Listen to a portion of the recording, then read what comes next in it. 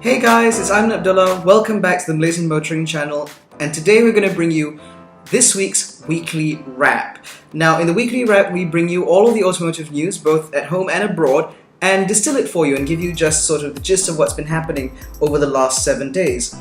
So quite a bit has happened actually. So we're going to open with the 2019 Malaysian government budget. Now, the reason why we're touching on the budget is because it actually contains a couple of very important things for car buyers. So, Finance Minister Lim Guan Eng mentioned that the government intends to introduce a targeted subsidy system which would subsidize 100 litres of fuel every month for cars with less than 1,500cc and 40 litres a month for motorcycles with less than 125cc, if I'm not mistaken. Now, of course, there may be many of you who will think that this automatically entitles some luxury cars with smaller engines to these subsidies, but the Minister of Domestic Trade and Consumer Affairs has since clarified that there will be a refinement of this system to try and ensure that these subsidies go only to the people who need it most.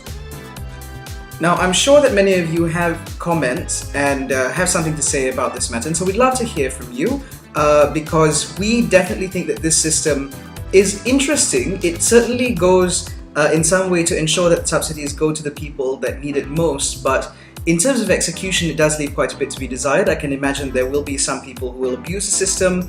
There will be some people who will either refuel with one car and port it to another car or something like that. There are many ways the system could be exploited, and so we certainly hope the government has a plan to ensure that doesn't happen. Of course, we'd love to hear from you. If you have an idea on how this targeted subsidy system would be better executed, we'd love to hear from you. Please leave a comment down below, and we'll be sure to address those comments one by one, hopefully as many as possible.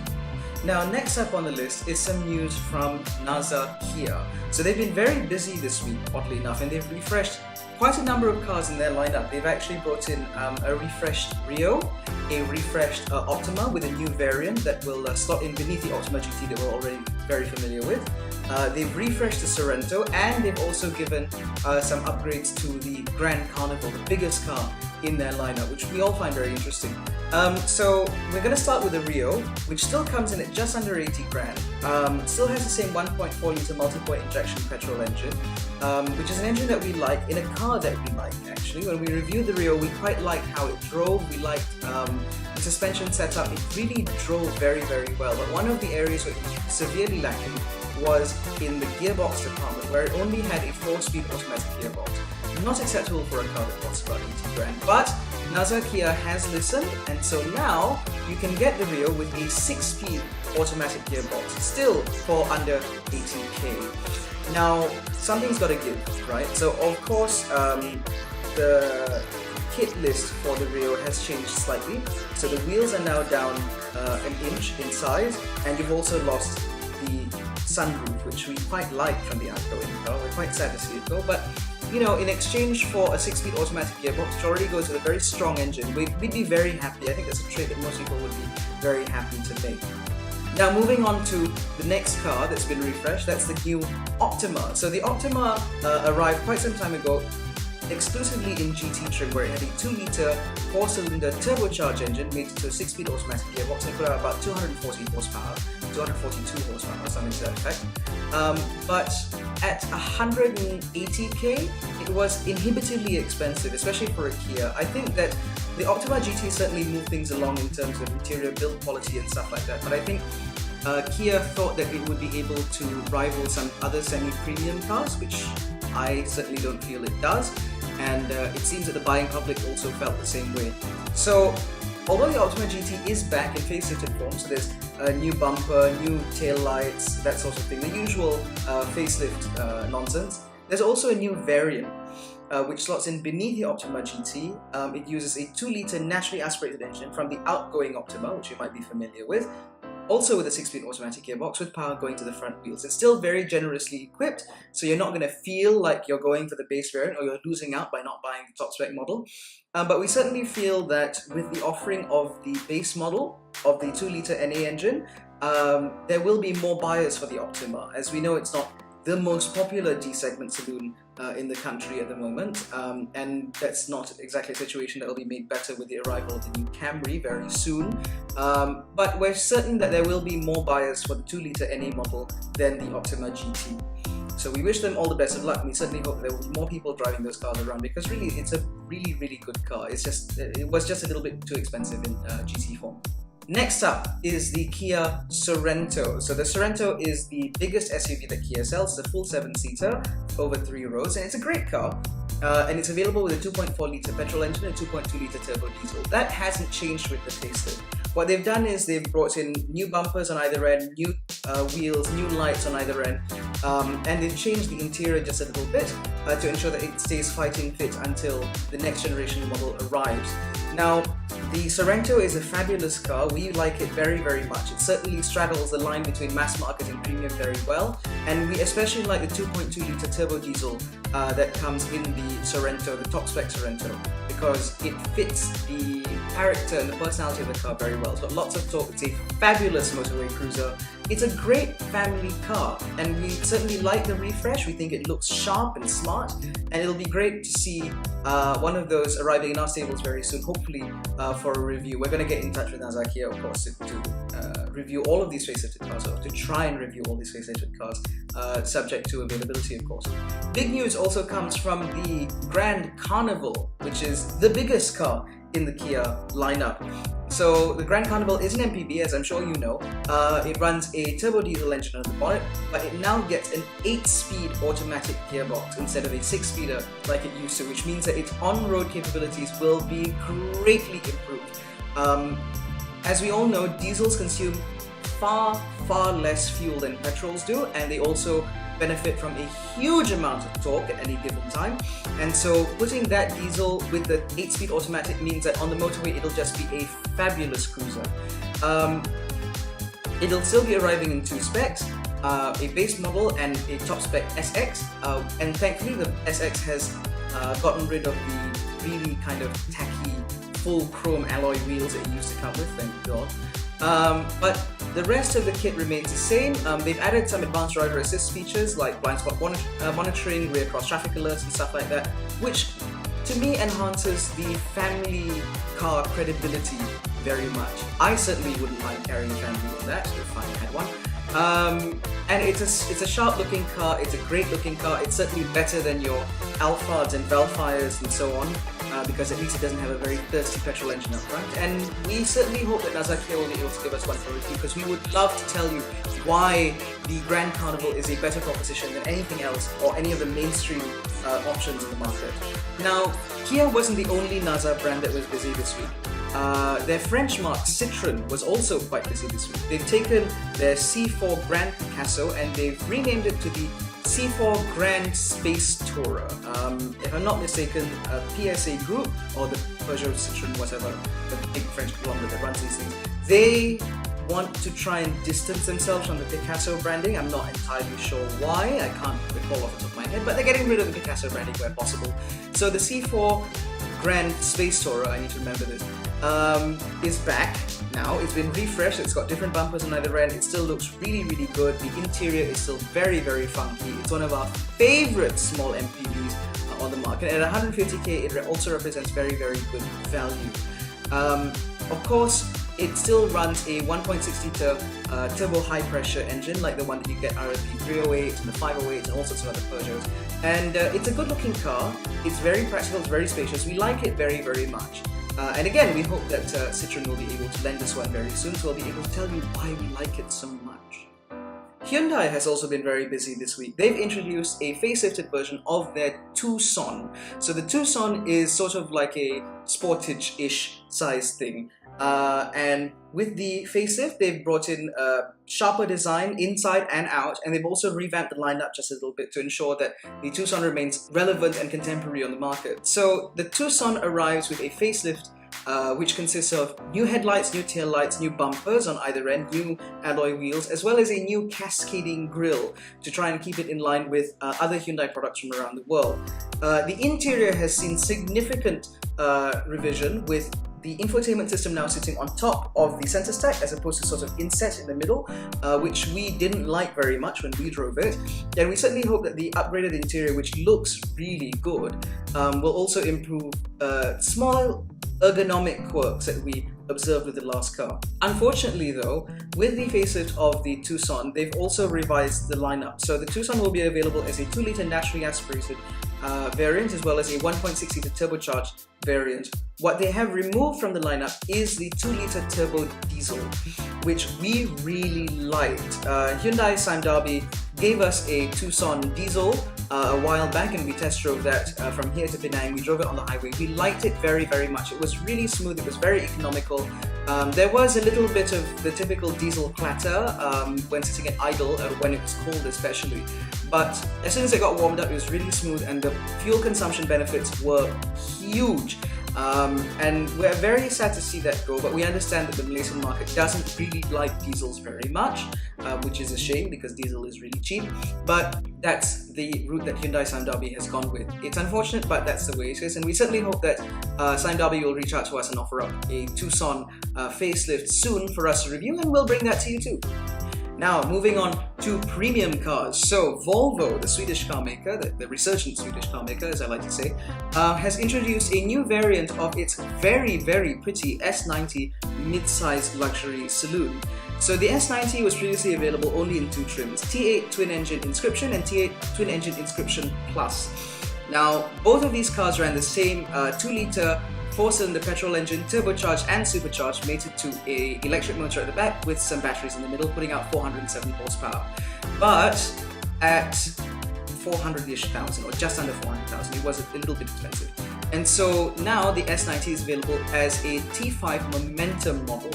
Now, as a T5 Momentum, it loses some of the Inscription's pretty look-at-me bits, like chrome embellishments to the outside, the 19-inch alloys and stuff like that. And under the bonnet, you still get a 2-litre turbocharged engine. It loses supercharger, it puts out a little bit less power, and it also loses out on the hybrid guns. But as a result of that, it comes in at 340k, which is $30,000 less, 30,000 ringgit less than the T8 twin-engine Inscription model, so it should make it a little bit more palatable for people shopping in that segment. In addition to this, the T5 engine, because it no longer has the hybrid batteries as well as the electric motor at the back to contend with, also gets a bigger petrol tank. Now, we highlighted this when Volvo launched the XC90 T5 recently, and we certainly welcome the improved driving range, because with the hybrids, although it's really great to use in town, we've regularly observed fuel consumption levels as low as 1 litre per 100 km when charging it up regularly. They just lack touring range. So when you drive a T8 twin-engine long distance, you're going to find yourself, if from here to Penang, you'll get to Penang and then you'll have to refill it again because the tank is just totally empty. Whereas the T5 models should have a touring range of about 600-700 kilometers between fill-ups, which is a really, really good thing. It's certainly welcome in cars like that, which can definitely do the miles. Now, although the T5 Momentum is 30,000 ringgit cheaper than the twin engine, it doesn't lose any of the advanced driver assistance system. So you still get autonomous emergency braking, lane keep assist, lane departure warning, pilot assist, which is a level 2 semi-autonomous driving system, which we like very much. It certainly helps reduce fatigue on the motorway.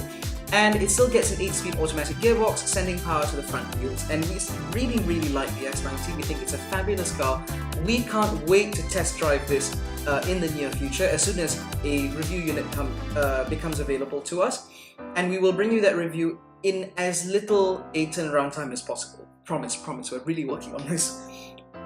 Now, let's talk about Mercedes-Benz, whom this week have introduced the refreshed C-Class range from Malaysia, which consists of the C200 Avantgarde and the C300 AMG line. Now, of course, as with any facelift, it includes new headlights, new taillights, new bumpers, new alloy wheels, the usual sort of revisions to consist of the facelift. But let's focus on what's going on at the bonnet, because Mercedes-Benz has really changed what's going on, especially beneath the skin of the C200. So the C200 now uses a 1.5-litre turbocharged petrol engine, which puts out 181 horsepower and 280 Newton meters of torque. Of course, that power gets sent to the rear wheels via a 7-speed G-tronic automatic gearbox. But in addition to that, there is also present an EQ Boost mild hybrid system. Now, the EQ Boost system consists of a 48-volt electrical sort of system, which incorporates a belt-driven starter alternator, which is mated to the engine, which allows it to propel itself at very, very low speeds without using the petrol engine at all. And now this purportedly reduces fuel consumption by a decent enough margin, although I can't remember what the number is offhand. Now, the 48-volt system is able to provide an additional 13 horsepower and 160 Newton meters of boost when needed. And as a result of that, your overtaking maneuvers and stuff like that should be able to be executed quite smoothly and quite swiftly with this car, which probably explains why the 0 to 100 time is just 7.7 seconds, even though it uses a 1.5 litre turbocharged petrol engine. Now, in addition to this, there is of course the C300 AMG line, which uses a bigger engine, of course, and mates that with slightly sharper styling. So the C300 comes in, or rather it comes with a 2 litre turbocharged petrol engine, which puts out 255 horsepower and 370 Newton meters of torque. Now this reduces the 0 to 100 time to just 5.9 seconds. Although this car also sends its power to the rear wheels via the same 9G-tronic transmission. But the big change with the C300 is the inclusion of airmatic suspension as standard for the first time. Now, owners of AMG line C-classes in the past have complained about the slightly stiffer suspension and the slightly harsher ride owing to the bigger wheels and lower profile tires. Hopefully, with the inclusion of airmatic, the C-class will be able, or rather the C-class AMG line cars will be able to provide the same buttery smooth ride that you expect from anything that wears this 3-pointed star. And now, for a bit of news that will probably excite a whole bunch of middle-aged, older uncles. Anyway, Toyota has released some initial specifications for the 2019 Toyota Camry 2.5V. Now, it's going to start at 190,000 ringgit, which is quite a lot. And it does feature sharper, bolder new styling. It's certainly the best looking Camry that we've seen in a long, long time, and introduces a degree of excitement and dynamism to the Camry brand, which we haven't seen in a long, long time. Now, the new Camry, when it debuted, came with these new engines referred to as Dynamic Force. Now, Malaysia will not be getting these engines, unfortunately, because we'll be getting the same carryover powertrains from the outgoing car. So expect to find the same 2 litre in the mid-spec and lower-spec variants, and the same 2.5 litre the top-spec variant. Now, that also means that the 2.5V gets a 6-speed automatic gearbox as opposed to CVT automatic gearbox. But of course, this is a drivetrain that we know quite well, we're very familiar with. We know it's very reliable, so at least that's got it going for it. Output should remain broadly the same at around 180 PS and about 235 Newton meters of torque without too much change. But there is notably less with a 2.5 litre Dynamic Force engine, which is actually available in Thailand, oddly enough, which puts out 209 PS and 250 Newton meters of torque. We'd like very much for that to happen, but whether or not BMW Toyota Malaysia will offer it is another matter. Now, being the top spec model, it gets a whole lot of kit, such as full LEDs on the outside, so that's bi-beam LED projectors up front, LED tail lights, LED indicators, that sort of thing, as well as 18-inch alloy wheels, electric wing mirrors, smooth leather interior, which I'm not sure what that refers to, but it's going to be smooth at the very least, as well as a large driver's information display in between the Optitron dials. There will also be a 10-inch color heads-up display sitting atop the dash, which is a first, I believe, for the Camry in Malaysia, which should put it on par with other competitors such as the Peugeot 508 off the top of my head. And there will also be things like dual zone climate control, electronic parking brake, keyless entry and go. Of course, it's a top spec model after all. But most importantly, the Camry 2.5V will introduce some driver assist systems that were first seen with the Toyota Rush. So you get things that come as standard with the Toyota Safety Sense Suite, which includes things like pre-collision, which is pre-collision warning, lane departure alert with steering assist, so it's like lane keeping aid as well, dynamic or intelligent cruise control, which allows the car to set or maintain a preset distance between itself and the car in front, as well as automatic high beam, which will be very useful for people who drive at night quite a bit. Now, the 2.5V Camry will of course sit as the top spec model for the time being. We say that because we'd like to see BMW Toyota introduce the hybrid variant of the Toyota Camry. It was very well received in the last generation, and it would be nice to see that come back this time around. Hopefully it'll also benefit from some tax breaks from the government, should they be able to negotiate or wrangle those. And it would be a much better proposition, I feel, for the Camry, considering these are cars that are driven predominantly in town and would really benefit from a hybrid system. Now, it's worth noting that the 190,000 ringgit price that BMW Toyota is bandying about is only estimated at this point. They haven't yet confirmed the prices, which we find very odd, because that could mean that it would either be higher or lower than 190k. We don't understand why they wouldn't just say, oh, it's this much, but you know, we can never really make sense of these things. But we will certainly bring you more information as it comes about, and we'll certainly be bothering BMW Toyota to get more information for you and hopefully get a review car as well, so we can bring you a review as soon as we can. So that wraps up this week's weekly wrap. We certainly thank you for watching and for tuning in again after watching last week's episode. If you haven't watched that yet, you can click on the link or something. I'll do something and make sure that you'll be able to check that out. And also, if you have any questions or any topics that you'd like us to explore, please let us know in the comments down below. Don't forget to give us a thumbs up if you enjoyed this video, and subscribe and hit the little bell icon to ensure that you are notified every time we make a new upload. Thank you very much for watching. We will see you again very soon. Bye-bye.